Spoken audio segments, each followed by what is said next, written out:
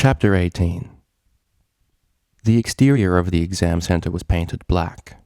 All the windows were covered on the inside by heavy blood-red curtains, preventing the milling crowd of students outside from seeing what horrors awaited them. An abstract sculpture was embedded in the ground near the doorway, in the form of a mare cowering from unseen foes. An icy wind picked up, shearing through what little clothing the students wore. From atop the building a crow cawed harshly. Octavia swallowed nervously, feeling very small in the shadow of such an imposing building. It doesn't really fill you with confidence, does it? No, Bonbon replied in a small voice. No, it doesn't. You two are such babies, Vinyl muttered under her breath, earning a nod of agreement from Lyra. Things were still a little weird between them, but the looming exams had given them a shared purpose, namely, keeping their friends from freaking out. I can fail this and still pass the unit, Octavia squeaked. You're not going to fail, replied Vinyl flatly. If worse comes to worse, we can have Psych pull some strings about that whole discouraging you from studying thing. I doubt even he could revert a bad grade. With an ominous creak, the door swung open. Unfortunately, rather than an eldritch creature dripping with the blood of innocent students, something infinitely more horrifying appeared in the doorway. A middle-aged stallion with thick black glasses and a light brown coat. His monotonous voice brought hush to the nervous rabble. All the students taking the psychology exam, please follow me. No talking. Once the exam begins, you will not be allowed to leave until it is completed or time runs out. He turned and stepped back inside the building. The front of the crowd drifted forward uneasily, none wanting to be the first through the door. Octavia's breathing became shallow as Vinyl shuffled forward to follow them. The cellist's hooves remained rooted in the ground, as rigid as tree trunks. Vinyl, she tried to call, but all that came out was another breathless squeak. Luckily, the DJ noticed she wasn't following and doubled back. What's up? Come on, we gotta go in. I can't. She hoped her wide eyes would be enough to convey her terror. Almost half the students were inside now. Yeah, you can. Trust me. You'll do fine. Vinyl tried to summon a cocky grin, but seeing how worried her filly friend was made it difficult to smile. Octavia grimaced. I don't feel well. And she didn't. Her stomach churned and twisted, making her nauseous. Vinyl frowned and raised a hoof to take Octavia's temperature. Sighing, she let it drop to the ground. It's just nerves. I promise you, when you sit down and open the booklet, you're going to feel really silly for being worried. You've got this, filly. The unicorn looked back at the quickly thinning group of students. Only a few dregs remained. And if worst comes to worst, look at me and wink 3 times, and I'll make a distraction or something that ruins the exam, so you get to retake it. You would do that? Octavia asked incredulously. University exams were no laughing matter. They decided the future of many students, and ruining one would bring heavy consequences.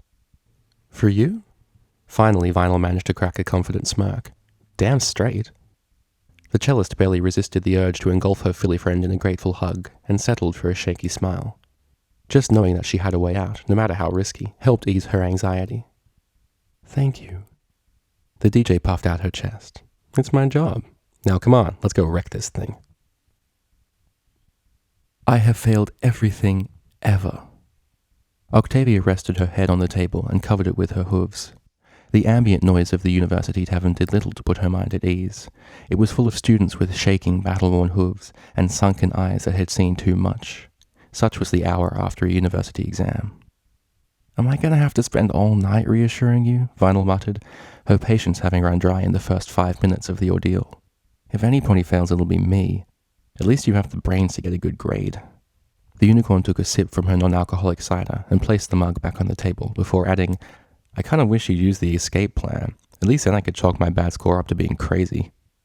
Oh, stop putting yourself down. It's getting tedious, Octavia snapped. Vinyl glared at her and started to reply, only to catch herself and take a deep breath. Babe, we're stressed out. Let's just try to forget about school and chill out, okay? Oh, Celestia, we have our music theory exams in an hour, the cellist exclaimed, abruptly sitting upright. And then my history exam is an hour after that.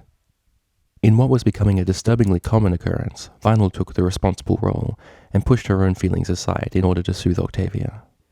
Relax. Even though we're studying different kinds of music, our exams are in the same room. I checked. We can do the same thing we did for psychology. What about history then? I won't be there with you physically, but I'll be there in spirit, she finished hopefully. I'm doomed, came the muffled reply as head met table once more. Vinyl sighed and looked across the crowded room. In a corner booth, Bonbon was slowly rocking back and forth while Lyra hugged her. It was tempting to yell another gay joke at them, but in the wake of the exam, she decided to leave the ceasefire unbroken. If they were a couple, cool. If not, cool. After all, wasn't that how she wanted Pony to treat her own relationship with Octavia? Look on the bright side. It'll all be over after today. Smiling reassuringly, Vinyl reached across the table and touched Octavia's right forehoof. Just get through this day and that's it. The cellist looked up and hesitantly returned the smile. I don't suppose you have a spell that'll take us to tomorrow morning? Nope. She lowered her voice. But if you follow me back to our room, I can make time fly. Octavia giggled and nodded. Okay then. It took a moment for the words to register in the DJ's brain. Wait, really? I mean, I was just trying to be cheesy, but if you want to... Her Philly friend just kept smiling as she left the table. Vinyl almost knocked it over in her hurry to follow. The atmosphere outside the building where the music exams would take place was much less foreboding than the psychology building. Either that or the massive release of endorphins had given the couple rose-tinted vision. Regardless, the two mares felt absurdly confident as they waited for the door to open. We have this, Octavia stated with determination. God, whispered Vinyl, as she tried to scrub the remains of a blush from her cheeks. It's God. We got this. But that doesn't make sense. Got is past tense, and... Octavia was saved from having to launch into a full explanation by the exam coordinator pushing open the door, waving once, and retreating inside without ceremony. This time the pair moved forward without hesitation. Just before they stepped inside, the unicorn nudged her filly friend. Say it. It's wrong. Just say it. Octavia sighed and tried to look annoyed, but she couldn't help but smile as she replied, We got this. Damn straight. Inside, a maze of desks spaced evenly apart over a large hall greeted them. Upon each desk, a small booklet rested, just like last time. Without even saying anything, they quickly found the middle of the room, where the booklets marked classical and modern ran parallel. They took desks beside each other and watched as their fellow music enthusiasts shuffled into the room. Music. If there was one subject Vinyl and Octavia were prepared for, it was music. Vinyl knew exactly what she was good at and wasn't afraid to shout it out loud. The much more modest Octavia was also not unaware of her own talent. It was undeniable after so many years and classes, but she would always hesitate before declaring herself the best, a trait her filly friend did not share. Being aware of their skill did little to diffuse the tension. If ever there was a way to truly determine if their confidence in themselves and each other was well placed, it was with this exam. Vinyl closed her eyes and cast her mind back to her final gig before the semester started, the lights flashing and strobing in time with the beat, the dancers throwing themselves around the floor in reckless, ecstatic abandon, and her mixing table with all the switches in their perfect positions and the power of the world beneath her hooves. That was talent. Nothing her exam results said could ever convince her otherwise. She was the best damn DJ in the entire world. Octavia, too, shut her eyes and sought reassurance from distant memories. Her first cello instructor, eyes watery with emotion as he watched her perform in her mother's study. He had choked back tears and whispered with a cracked voice, Perfect. The little grey filly had smiled, her mother had frowned, and the instructor had been replaced. His words, however, and what they meant to her could never be taken away. For the briefest moment, many years ago, she'd been perfect. Backed by the confidence their recollections gave them, the couple reached forward and opened their booklets as the timer began. Octavia was the first to realize, but Vinyl followed only moments after. I know this. The questions seemed ludicrous, their answers obvious. Vinyl almost started giggling when she finished the first 2 pages in less than 15 minutes. This was nothing. The psychology exam had been tough but fair, and she had expected the same here. For the first time in her life, she was annihilating an exam. The unicorn looked around cheerfully to see if other ponies were having as much fun. Sweaty brows and nervous swallowing greeted her. One mare looked to be on the verge of tears as she skimmed through the later pages, clearly realizing she was out of her depth. Vinyl just couldn't bring herself to feel sorry for the others. She was just too happy. Slowly she turned to check on her cellist, hoping against hope that she was keeping cool. She really didn't want to have to use their disruption plan, but if Octavia needed it... The desk beside her was empty. The booklet and her filly friend were gone. Vinyl's heart sped up. She silently scanned the room, a heavy weight in her gut. If Octavia had run out of the room because she couldn't handle her exam, Vinyl would need to go after her. But how did she get to the door without making any noise? Her thoughts faltered as she spotted a grey flank near the front of the room beside the exam coordinator. Was she trying to talk her way out of doing the exam? Begging for more time to study? Vinyl felt like a failure, no matter how easy the questions were.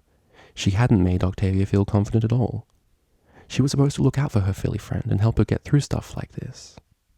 Just as her smile began to slip away, a surprised voice echoed from the coordinator's direction. Already? A quieter, more eloquent voice replied, I'm as surprised as you are. The DJ's fading smile reignited into a full-blown grin.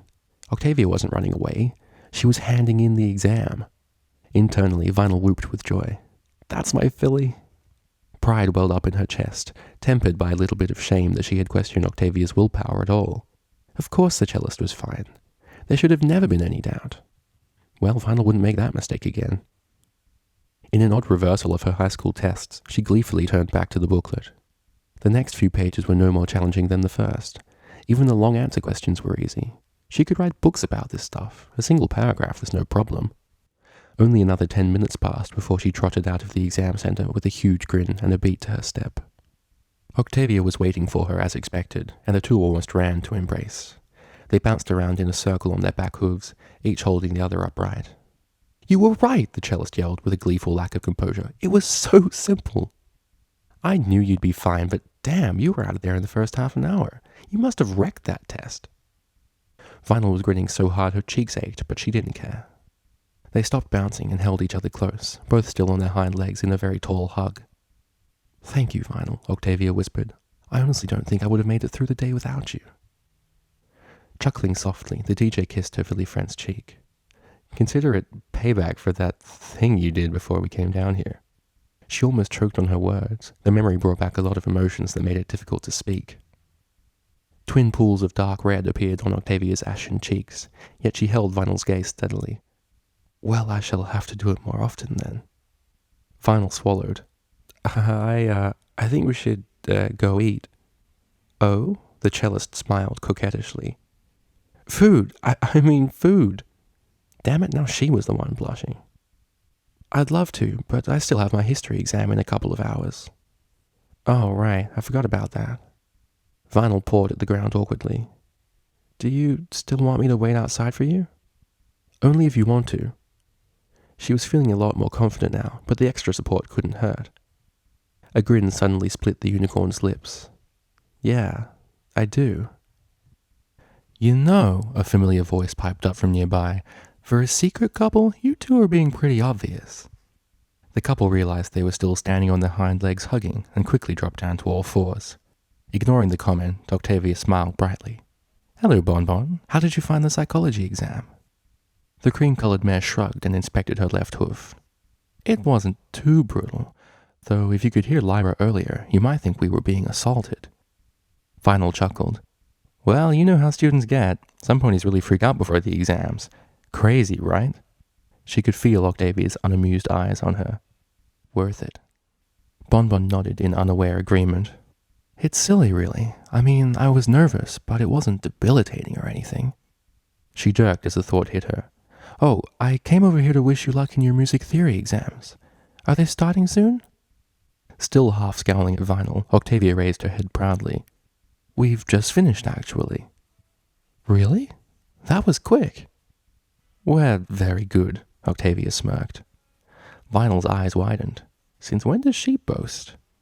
Not wanting to leave her cellist hanging, she added, the best, actually. The candy-marked mare barked a laugh. You sound like Lyra. She's always going on about how she could wipe the floor with most music students, even though she's not even studying it. Octavia cocked her head curiously. I was wondering about that. Why isn't she? Waving a hoof dismissively, Bonbon began to move away. Long story. Anyway, I'll see you both later. I'm meeting her back at the shop. With their short rendezvous at an end, the couple meandered through the campus to the grassy court. The trees were grey with cold, and the grass was soft and slowly dying, Yet study-weary students still lay scattered around the area, sleeping, talking, or simply enjoying the rare sunlight peeking through overcast skies. Even a couple of teachers were sprawled out on the huge court. Education was exhausting on both ends, it seemed. A frizzy-maned psychologist was lying against a tree reading from a stack of gossip magazines, completely undisturbed by the giggles he elicited from passers-by. For a moment, Octavia considered going over to talk with him, but thought better of it. They wouldn't be able to say much in public anyway. Final must have been thinking the same thing, because she instead led the way to a clear spot in the grass and sat down wordlessly. The cellist joined her, sitting close enough that their hind legs were just touching. Final's hoof twitched, and Octavia knew without asking that her filly friend was resisting the urge to put a hoof around her. As much as she wanted to feel that comforting warmth, they had been far too obvious lately, so she didn't question Vinal's self-control.